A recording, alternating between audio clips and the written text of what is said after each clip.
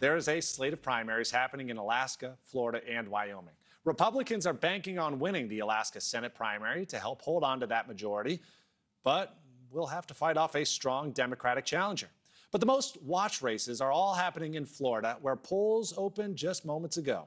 There you have an open governor's seat, which Congressman Byron Donalds is running for. He's endorsed by President Trump and hoping that Trump bump is going to put him over the top. You also have a group of progressive and Democratic socialists running for open seats in the Sunshine State. Most notably, DSA member Oliver Larkin running against moderate Democrat Jared Moskowitz. NewsNation national correspondent Brooke Shafer joins us live from the Sunshine State, Miami, Florida. Brooke, some people believe that this is a do-or-die moment for progressives after some of those recent stumbles we've been covering.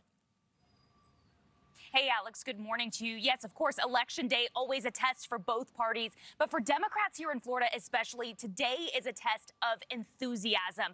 Do Democrats have enough enthusiasm to ultimately have an advantage against the GOP in the fall? We know that party analysts are going to be watching voter turnout today, but they're also going to be watching several key races and the messages that the results of some of those races could send to the party, including this one. It is a race that could be bringing potentially democratic socialism to the state of Florida. It is a hotly contested House race between two-term incumbent Congressman Jared Moskowitz and Oliver Larkin, a 34-year-old Democratic socialist.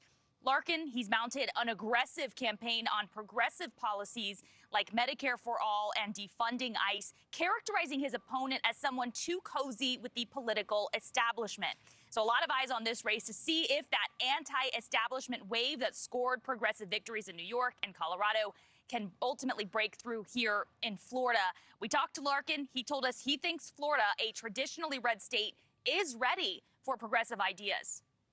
We know that Floridians do not necessarily trust the corporate wing of the Democratic Party to follow through on these promises, but we do know that Floridians, regardless of whether they're registered as Democratic, Republican, or independent non-party affiliated voters, support progressive policies when it is brought forth to them on the ballot. And I think running unapologetically on a progressive platform is something that could be resonant with voters, despite the Republican supermajority in this state.